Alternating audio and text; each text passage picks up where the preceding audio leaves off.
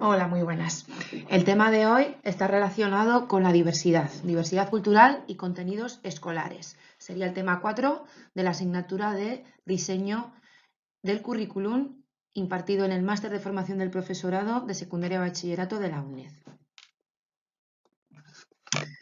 Bien, este tema está asociado al tratamiento de la diversidad en el currículum. ¿El currículum es respetuoso con la diversidad y con la igualdad?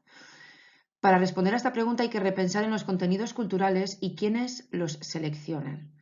Ya hemos visto en los temas previos relacionados al concepto de currículum y al del diseño del currículum cómo mayormente es la administración quien lo determina, por lo tanto ya hay un condicionante ideológico y político de quiénes y qué contenidos culturales aparecen en ese currículum. Lo que se quiere abordar en este tema es si son diversos, si son compatibles con la atención a la diversidad, ¿no?, tan en boga en la actualidad. La realidad es que no. La realidad es que incluso las instituciones culturales, ya no solo el currículum, son un elemento más de discriminación. Pero por el mero hecho de ser una entidad pública, pues tienen que tener un papel activo como espacio de resistencia y de denuncia. Es decir, es algo contradictorio porque genera estos discursos discriminatorios, porque en definitiva, al final el currículum que se imparte es así, pero claro, su función es ir en contra de ello, ¿no? Y de manera activa, lo tiene que hacer y de manera evidente. Bien, el centro escolar, entre otras funciones, como hemos dicho, genera esos discursos discriminatorios, pero tiene que dar a conocer la complejidad de la sociedad globalizadora, ¿no? Tiene que darla a conocer, tiene que dar a conocer modelos políticos, económicos y sociales diversos, tiene que hacer visible las injusticias existentes del capitalismo y del neoliberalismo, tiene que dar a conocer la relación que hay entre el poder y el conocimiento, tiene también que hacer ver cómo se moldea la racionalidad científica en la educación.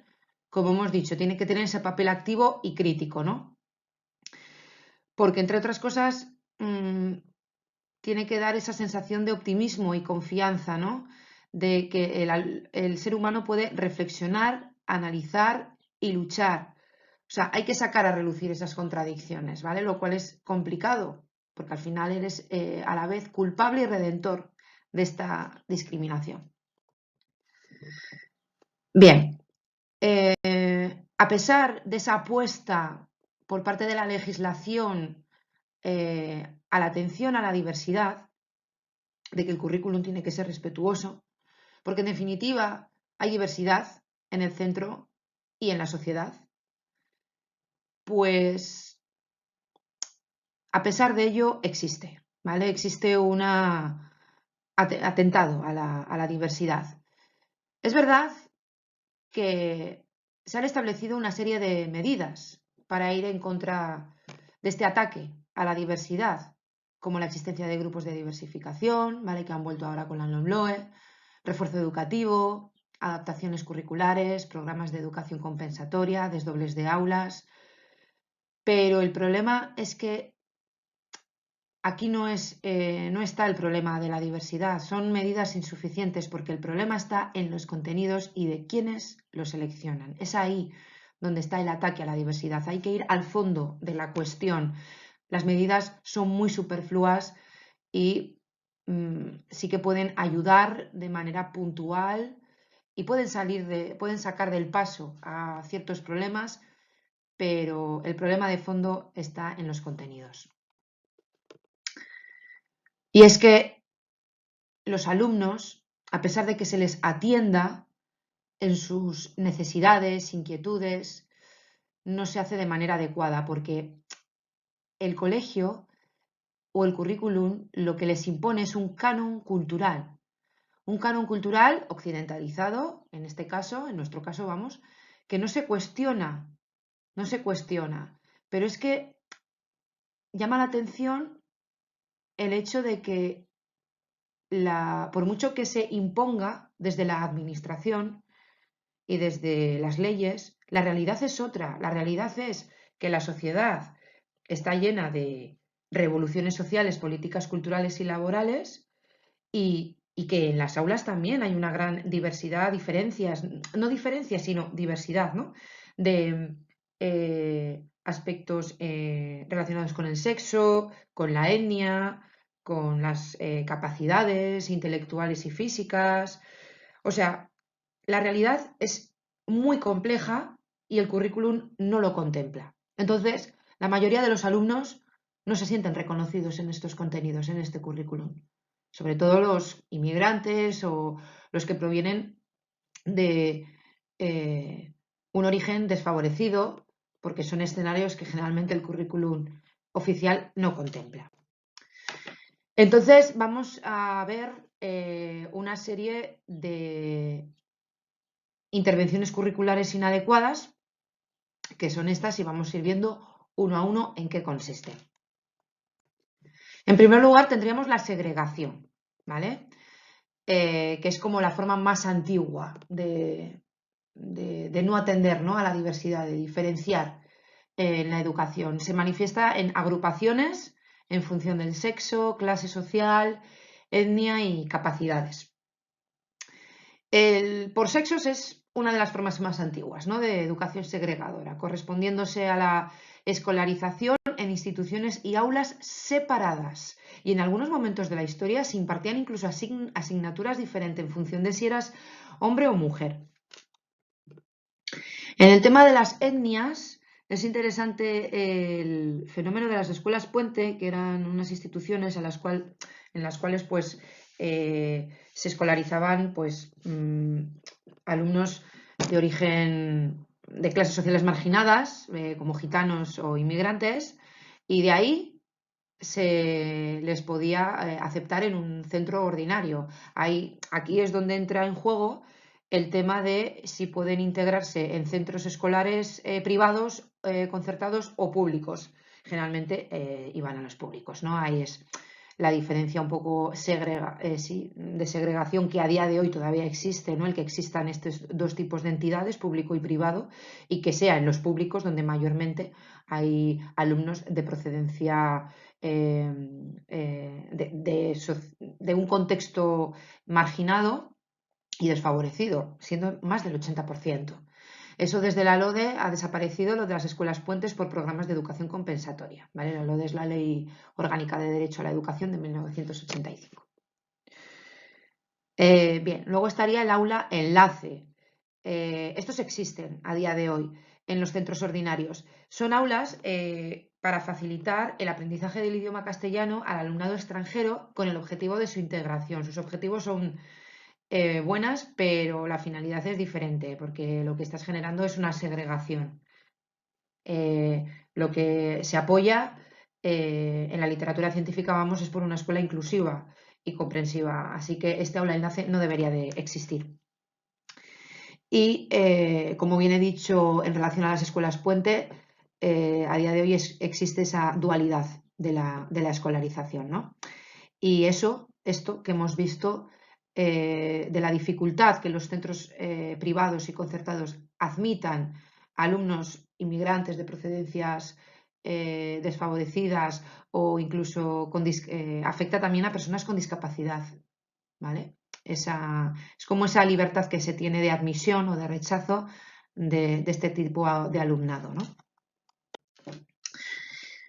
En cuanto a la discapacidad física e intelectual, respecto a la segregación, pues se aprecia, o apreciaba más bien, en los centros de educación especial, ¿vale? Fueron un reducto específico hasta hace poco para este tipo de colectivo. Esto, claro, fomentaba la segregación y la exclusión también. Y es que los estímulos educativos e interacciones sociales en estos centros eran muy pobres. Fue en los 70 y en los 80 cuando, gracias a reivindicaciones de asociaciones, a la investigación científica y a partidos políticos, sobre todo de izquierdas, pues se apostó por un sistema educativo más inclusivo y entonces se integró este tipo de personas en los centros ordinarios. Sí que es verdad que aquellos que tienen graves problemas de discapacidad física e intelectual siguen estando en centros de educación especial, pero siempre y cuando en los centros ordinarios no se les pueda atender, ¿vale? Ha habido un avance en su atención social y no tanto en sus aspectos biológicos o médicos, así que se ha conseguido una mayor claridad conceptual, un vocabulario más respetuoso y modelos emancipadores a la hora de hablar y de trabajar.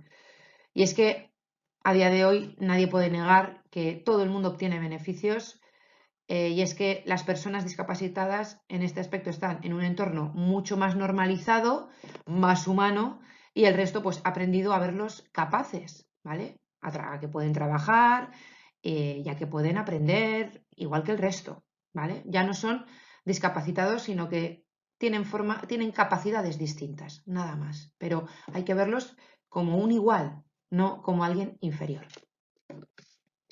Bien, el siguiente tipo de intervención curricular inadecuado sería los que generan la exclusión. Bien, la exclusión se manifiesta en la ignorancia de culturas presentes en la sociedad, tanto en el currículum como en las materias, las bibliotecas y los recursos educativos. Se silencian, no se dan voz. ¿Cuántos textos escritos por occidentales hablan de culturas ajenas?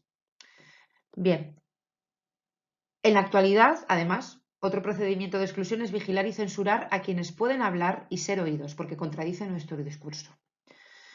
Esto lo que quiere decir es que por esa imposición de una cultura occidental única y unívoca, no puede aparecer contemplada otro tipo de culturas minusvaloradas por Occidente, ¿no? Como la africana, por ejemplo, o la asiática, ¿no?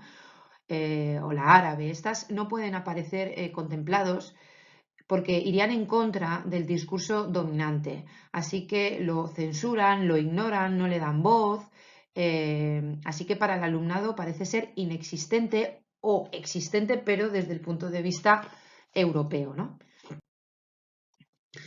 Como he dicho, los sistemas educativos asumen un modelo de sociedad monocultural, lo cual no debería de ser así porque no es la realidad. Y es que, por ejemplo, la mayoría de los libros de texto siguen incorporando una filosofía de fondo.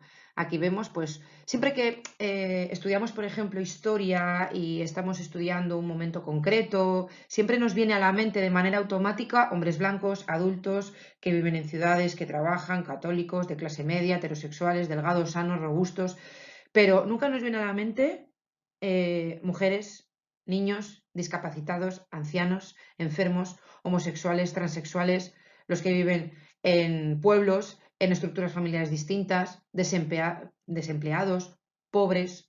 ¿Qué pasa con este colectivo? ¿Qué existe? Bien. Y de hecho, cuando aparece, pues se les suele etiquetar con cierta inferioridad o de forma estereotipada, ¿vale? No se les trata de igual a igual. Bien. Otra forma inadecuada de intervenciones curriculares es la desconexión. ¿Qué quiere decir desconexión?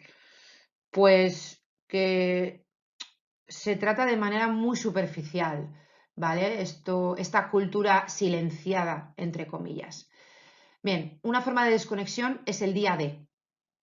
En su momento, oye, tuvo su importancia, fue una iniciativa bastante interesante,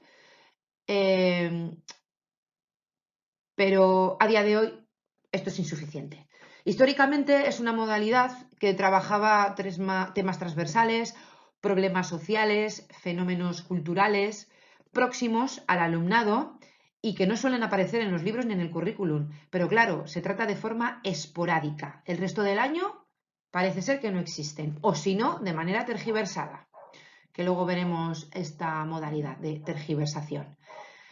Estos temas, de hecho, no suelen estar vinculados a programas ni a tareas que luego se puedan evaluar. Así que los alumnos lo consideran como un escape. Es cuando se celebra en el colegio pues, el Día de la Paz, el Día de la Mujer, el Día de la Hispanidad, que hay fiesta, etcétera, ¿vale? O sea, es interesante porque al final se tratan temas que en el currículum o en el curso no se van a tratar, pero es que se tratan de manera muy superficial, por encima, los alumnos no lo van a entender, no se evalúa, no se trabaja de manera profunda. Sí que en su momento fue importante, pero a día de hoy esto no es suficiente. Hay que calar muchísimo más en el alumnado para que estos problemas sociales que existen los entiendan. Y otra manera de desconexión es la compartimentación en asignaturas. Y es que al final los conocimientos se organizan en materias y esto dificulta la comprensión de la complejidad y de la realidad, porque los alumnos reciben la información de manera parcelada e incomunicada y esto no facilita la creación de situaciones de aprendizaje significativo. Sí que desde la ley y desde la literatura científica se apoya la transversabilidad y la interdisciplinariedad, pero realmente eso tiene que ser tiene que llevarse a cabo a través de iniciativas del centro o del propio profesorado, o sea, tiene que haber una voluntad, ¿vale? Y por ejemplo, en el texto se aboga por que la política de gratuidad de los libros de texto no apoyan esta interdisciplinariedad porque son muy disciplinares los libros de texto. Sí que es bueno para la gente desfavorecida, para aquellos que no pueden adquirir y pagar libros, pero es contraproducente, parece ser, para la interdisciplinariedad, ¿vale? Bien, esto es interesante y es que, en definitiva, por mucho que se quiera apoyar por los elementos transversales que tienen, parece ser que estar presentes en todas las asignaturas, al final, por los estándares de aprendizaje evaluables o por los contenidos de la asignatura, se suelen dejar de lado. Es un trabajo que necesita implicación por parte del centro, del docente, de los alumnos, así que requiere un esfuerzo que generalmente no se lleva a cabo. Así que ya la propia organización del currículum no atiende a la diversidad por esta compartimentación de asignaturas que llega al alumnado de manera muy parcelada y muy incomunicada, ¿vale? Cuya comunicación se quiere fomentar con la interdisciplinariedad, la transversalidad, pero es algo que todavía hay que trabajar muy a fondo. Bien, vamos a seguir con la tergiversación, que este concepto es bastante amplio. Y es que es de las estrategias más inmorales e injustas, porque la tergiversación ya no es que silencie, porque realmente está hablando de estas culturas, ¿no? Pero es que está manipulando, nos la está mostrando de manera irreal. Así que en este caso, por ejemplo, lo que hace la tergiversación, en el caso de textos, por ejemplo, es seleccionarlos, pero dentro del discurso hegemónico, porque es una manera de legitimar desigualdades. Claro, es difícil si se está apoyando desde los centros y desde los currículums oficiales una cultura única, ¿cómo vamos a presentar textos que contradigan ello? Esto, pues no, hay que ir en contra. O que silenciarlos, como hemos visto, o tergiversarlos. Y es que es difícil de contrarrestar la tergiversación, quiero decir, a día de hoy, ¿vale? Después de tanta discriminación y manipulación, porque choca con el sentido común. Y es que el sentido común se ha ido construyendo poco a poco, fruto de la creación de estereotipos y de manipulación. Como he dicho, durante muchísimo tiempo se ha manipulado la información que se ha dado a los alumnos y a la sociedad en general, y esto al final ha creado un sentido común, ha creado una forma de ver las cosas de manera lógica, objetiva, y claro, esto a día de hoy, pues para romper con ello es muy difícil, muy difícil. Bien, como viene aquí, todos los ámbitos de la investigación pueden ser manipuladas por intereses intelectuales, pero que tuvieron sus motivos en un momento determinado. Esto viene a decir que es que ya no es que solo haya sido la información manipulada por parte de los centros o incluso de las instituciones educativas, sino que es que los propios científicos han manipulado esto, pero por los discursos dominantes y porque en un momento determinado convenía. Pero es que de manera científica, claro, ¿cómo vas a contradecir esto? Es muy difícil. Por eso, al final, al ser fruto de una investigación científica, generas un conocimiento científico, lógico, razonable, y eso genera un sentido común. ¿Cómo vas a ir en contra de ello? ¿Vale? Sí que, por ejemplo, los movimientos feministas pues, se han esforzado en desmontar el sexismo en la ciencia, en las humanidades, en las artes. ¿Vale? Esto ha sido muy importante, el movimiento feminista, para esto. Parece ser que las mujeres no han existido, y si han existido han hecho algo bastante banal, y no ha sido así.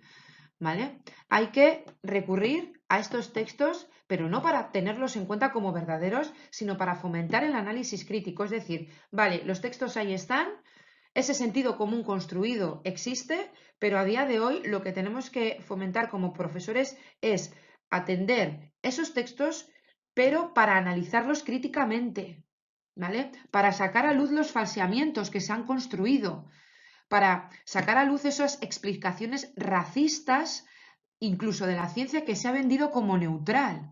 Así que es necesario reescribir los diversos campos del conocimiento y subrayar las diversas razones de su ocultación. Es decir, no solo vamos a cambiar la historia, sino que también vamos a mostrar al alumnado por qué en su momento se decía esto y ahora se ve que no es así. O sea, vamos a mostrar esta farsa, ¿no? Para mostrar una actitud crítica.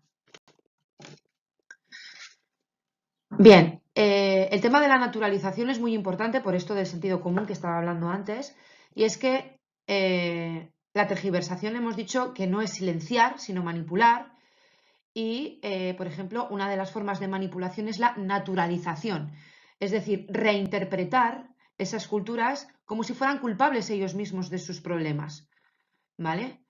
Y se recurre, de hecho, a la biología para ello. A esto me refería con que la ciencia incluso estaba justificando esta manipulación, pero porque en su momento tenías sus razones, que no eran del todo lógicas, pero se recurría a la biología.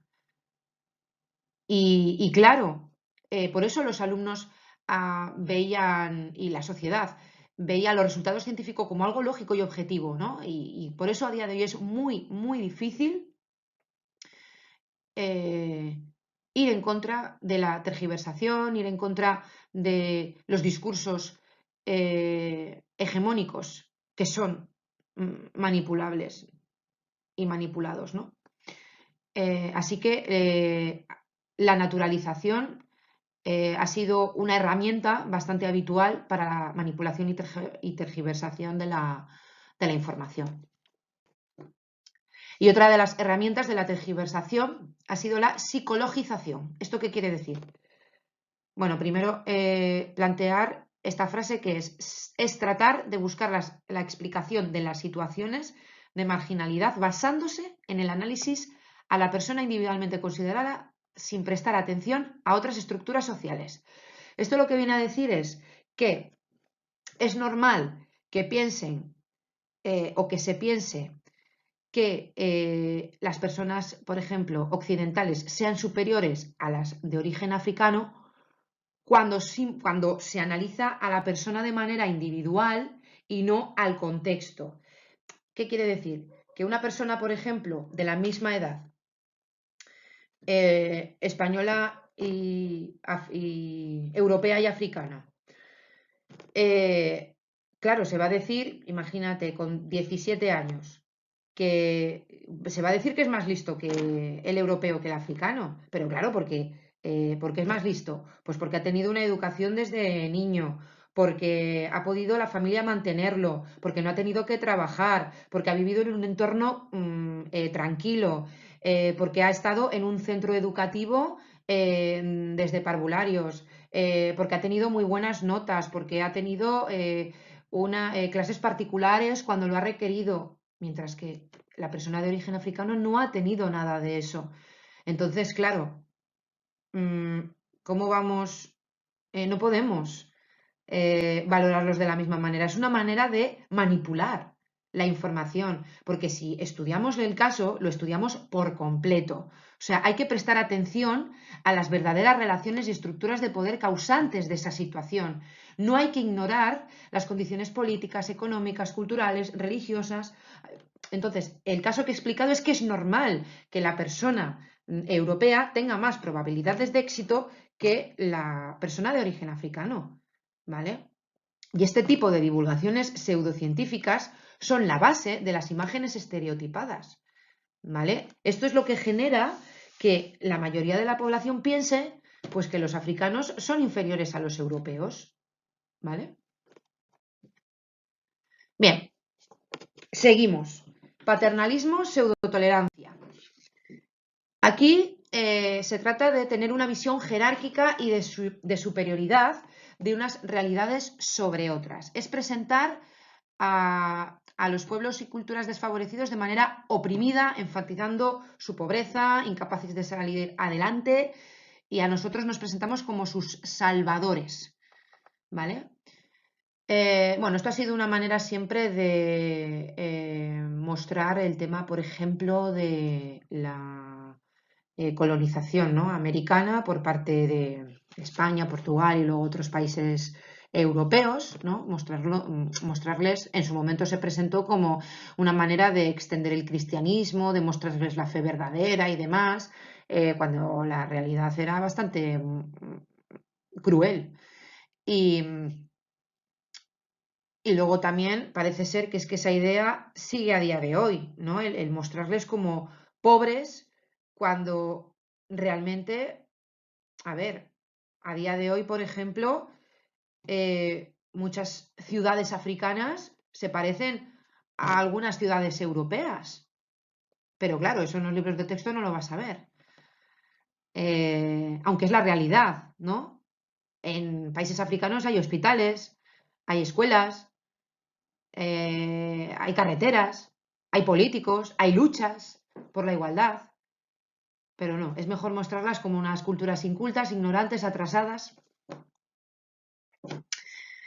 Y aparte de eso, una de las estrategias de este tipo de segregación, no, de no atender a la diversidad, es el tratamiento Benetton. Esto lo que viene a decir es que es mostrar estas realidades pero sin ningún trasfondo, ¿no?, crítico, sin ningún análisis, sin ninguna reflexión. Es decir, se muestra estos problemas sociales o estas desigualdades, pero de forma, o sea, sin contextualizarlo, de forma descontextualizada, despolitizada, neutral, como algo decorativo, como algo sensacionalista, para que afecte de manera emocional a la sociedad, ¿vale? Es lo que suele, por ejemplo, utilizar pues las organizaciones, las ONGs, ¿vale? O Benetton, ¿no?, la compañía, o incluso Primar, aparece también esto ya, que es utilizar este tipo de imágenes o de textos, pues simplemente no para concienciarles de lo que está pasando realmente a la sociedad, sino simplemente como de conmoverles, para que dé pena y verlo como, pues es algo que está pasando y ya, y que no podamos actuar. Bien, otro de los recursos es la infantilización, que suele ser bastante usual en los libros de texto para secundaria. Bien, aquí vemos dos formas de infantilizar. Una se le llama Walt Disneyización, en la cual parece ser que preservar al alumnado joven de contemplar desigualdades e injusticias sociales. Esto, claro, explicaría el infantilismo de la mayoría de los libros en los que aparecen cuando se está explicando una situación de desigualdad o un conflicto social, pues de manera fantasiosa, con dibujos, como si fuese un cómic o un cuento. Entonces, más que un libro científico, parece un libro de, pues eso, de cuentos, para que lees para un niño pequeño antes de dormir. Y luego otra de las herramientas es tratarlo de manera muy banal, muy superficial, muy trivial, como cuando estás de turismo y estás viendo edificios en un casco antiguo, que lo ves todo muy por encima, tratando pues el folclore o las fiestas o las formas de vestir, las costumbres, el paisaje. Esto no indaga en los problemas que hay de trasfondo en esas culturas. Lo estás tratando todo de manera muy, muy superficial, ¿vale? Y a esto se le llama currículum de turistas, que estaría dentro de la infantilización. Bien, el penúltimo intervención sería tratar este tipo de culturas como si fuera una realidad ajena o extraña. Bien, no es silenciarla, sino tratarla con una perspectiva de lejanía, como algo que no tiene que ver con nosotros, como algo exótico. Y esta perspectiva lo que hace es enfatizar las diferencias y no las semejanzas, ¿vale? De esta manera, claro, lo dicho antes, en vez de mostrar la realidad de este tipo de culturas que son muy parecidas a las europeas a día de hoy, no, es mejor mostrarlas como que todavía viven en poblados, como si vivieran en la prehistoria, vamos. Y en el caso de que sí se quiera valorar algo de estas culturas, se hace también de manera esporádica, porque la cuestión es no alterar las líneas discursivas dominantes. Y el tema del escepticismo normativo con el relativismo cultural viene a decir que es esa postura que el autor va en contra de que lo que ocurra en una cultura, aunque no lo entendamos, hay que respetarlo. Sí, hay que respetar ciertos aspectos, pero no algunos, como los derechos humanos, que en muchos países todavía no existen. Entonces, el no intervenir, pues parece bastante hipócrita, ¿no? Es a esto a lo que se refieren estos términos. Y finalmente hablaremos del presentismo y sin historia. Bien, esto es el contemplar el mundo y sus realidades, pero sin dejar ver su evolución histórica y social. Esto es un poco parecido a lo que veníamos viendo de simplemente estudiar al individuo y no toda su historia, pero aquí lo que viene a decir es ir más allá, estudiar ese colectivo, esa cultura, pero de manera holística, o sea, todo su pasado. Porque, por ejemplo, mucho se habla de las mujeres, de las mujeres musulmanas, ¿no? Que tienen que llevar el velo y demás, pero poco se habla de que aquí, hasta hace pocos años, también las mujeres católicas lo tenían que hacer. Entonces, hay que tener esa ampliación de miras, ¿no? Porque todas las culturas son fruto del mestizaje. Hay que hacer hincapié en la historicidad. O sea, hay que potenciar una visión politizada, no neutral. ¿Bien? Entonces, como he dicho, esto va mucho más allá que esa visión del individuo de por sí. ¿Vale? Toda su historia, ya no como individuo, sino como un colectivo desfavorecido. ¿Vale? Así que, como reivindicación, hay que plantear espacios en los que pueda hacerse realidad el derecho a la diferencia. La diferencia no es algo malo.